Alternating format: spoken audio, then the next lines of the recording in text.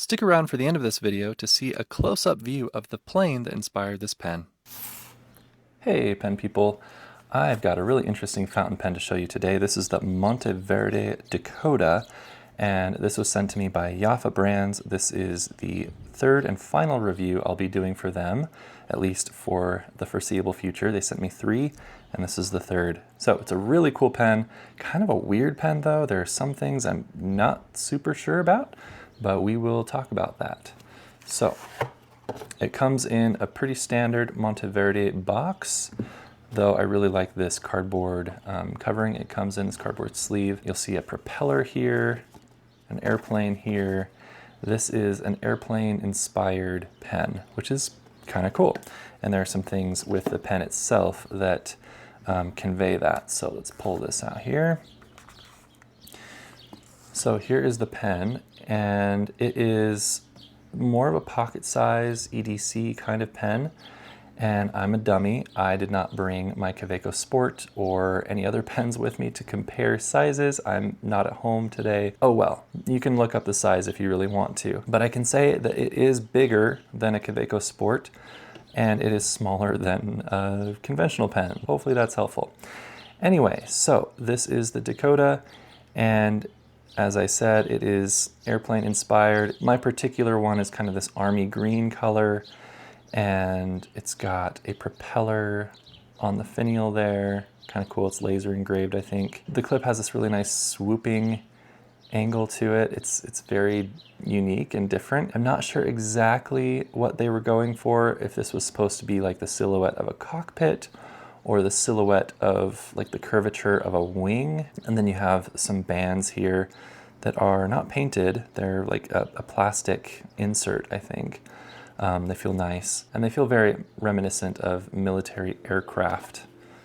Like you can see here, it's got stripes on the back. I think they were going for something kind of like that. The bottom of the barrel here, nothing really going on there, but it's smooth, shiny, feels good. Now the really interesting thing about this pen is that when you remove the cap, you find out that the cap is almost as long as the pen. It's like 2/3 or more the length of the pen itself.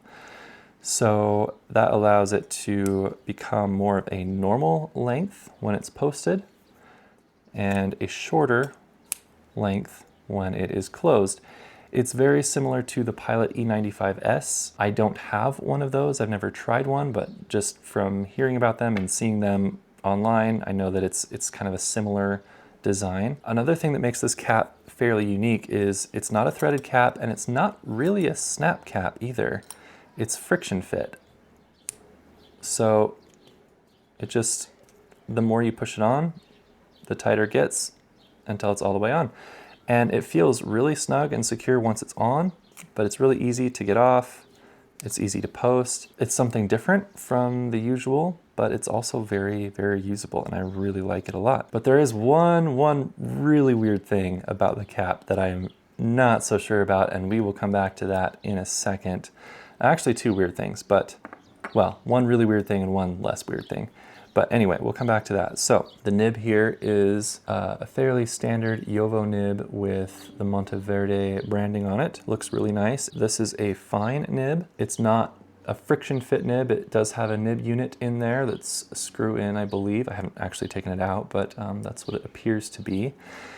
And then if you open the pen here, you have a converter. It does come with one. It is smaller than most of my standard international converters. It's still enough to give you a decent ink supply. Which reminds me, the pen does come with 2 cartridges as well. I think it's 1 blue, 1 black, so that's kind of cool. Yeah, I almost forgot to show you this. So we've got some use and care stuff, and we've got this little insert about the name and information behind the pen. It is inspired by the silhouette of the Douglas C-47 Skytrain Dakota. So there you go. Anyway, back to the pen itself. So the grip section and the threads, as far as I can tell, are plastic, which I don't super love because this is metal. So you've got metal threads on plastic threads, but when you screw it on,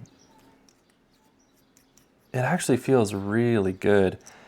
And something about this plastic, I don't know what kind of plastic it is, but it just doesn't feel like your typical cheap fountain pen kind of plastic. It feels more like the kind of material that's used for the caps of a lot of high-end ink bottles, like Pilot E95S, Faber-Castell, Mont Blanc. Like, there are these high-density plastics that almost don't feel like plastic as you're screwing them on and off those ink bottles. And that's what this reminds me of. Again, I don't actually know what it is, but whatever it is, I like it. I think it works really well. So let's come back to the cap really quick, and then we'll do a writing sample. So the first sort of weird thing is when you post the cap, again, it posts very well, but it becomes pretty back weighted.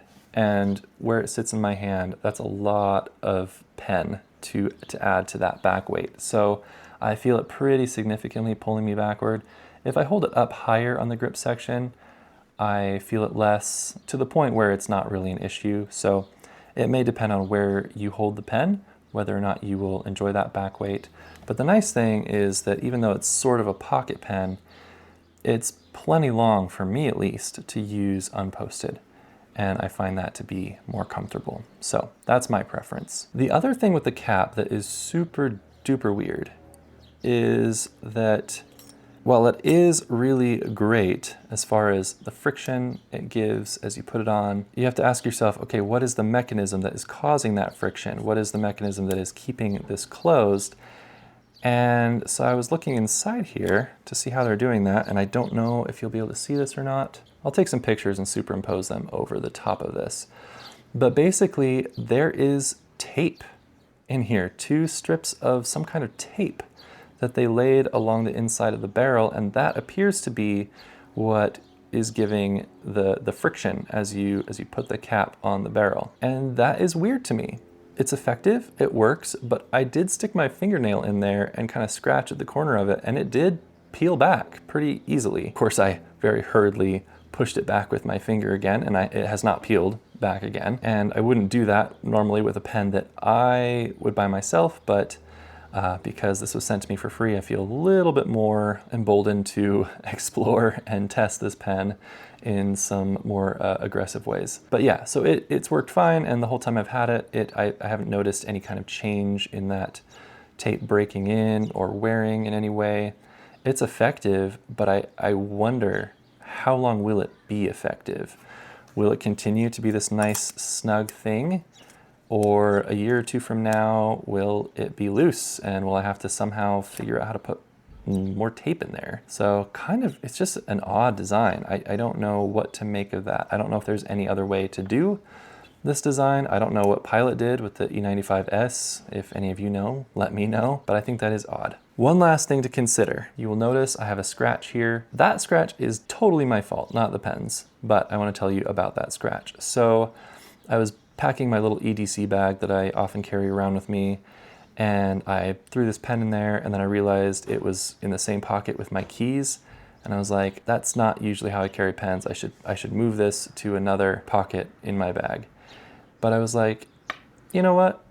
We'll just try it. We'll see what happens. Again, I got this pen for free. That doesn't mean I want to abuse it. I want to take care of it. I think this is a nice pen for my collection, but because I didn't spend my own money on it, it does feel a little bit lower stakes, and I feel a little bit more confident in testing some of these pens in more extreme ways, I guess. So I just decided to keep it in with my keys, and that scratch happened. So I'm glad it happened, because now I can tell you to be careful. The lacquer on this is not super scratch proof, and it doesn't need to be. This is not the kind of pen that you're gonna just be throwing around. I mean, it is metal, it is strong, but it's also the kind of pen that you want to add to your collection and keep nice, because it's such a unique, interesting pen. Just be careful with that, and I think you'll be fine. Let's do a quick writing sample here. Got my Lockbee journal, and the ink I have in here is this one, which looks like it was written with AI. Very quickly, as I screwed and unscrewed this cap, the labeling just started to smear and smudge across the bottle, and it's now illegible, but it is an Auto Hut ink. It is Black Knight Dark Chocolate. So it is a dark chocolate scented black ink. So kind of fun. All right, and here we go with a quick little writing sample.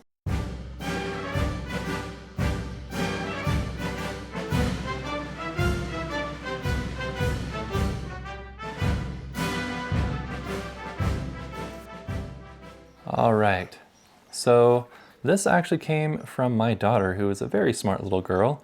She once told me out of the blue, America is everybody's country. And I thought that was really interesting because she's not keyed into what's happening in American politics or anything like that. She has no clue, but she just flat out said this, and I was like, you know what? You're right. That's pretty profound coming from a little girl. So I thought that was cool. Anyway, so it's a fine nib.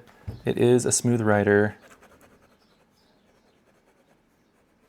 There is some feedback, but honestly, I wouldn't expect much smoother from this kind of nib. This is a pretty smooth nib, especially for a fine. The ink, you may have noticed, looks a little bit dry. I think that is the ink itself being kind of a drier writing ink, but it still works well in this pen. So even that dry ink is perfectly fine, no skipping. And I haven't had any seal issues with the cap. It always seems to write when I want it to write. So it's a good pen. I think it's really interesting. It's got some nice character with the aircraft stuff, and it's a good writer. So if you like the look of it, the design of it, then I can definitely recommend it. Okay, now let's take a look at the airplane that inspired this pen. My family and I recently went to the Hill Aerospace Museum, which is free and really amazing.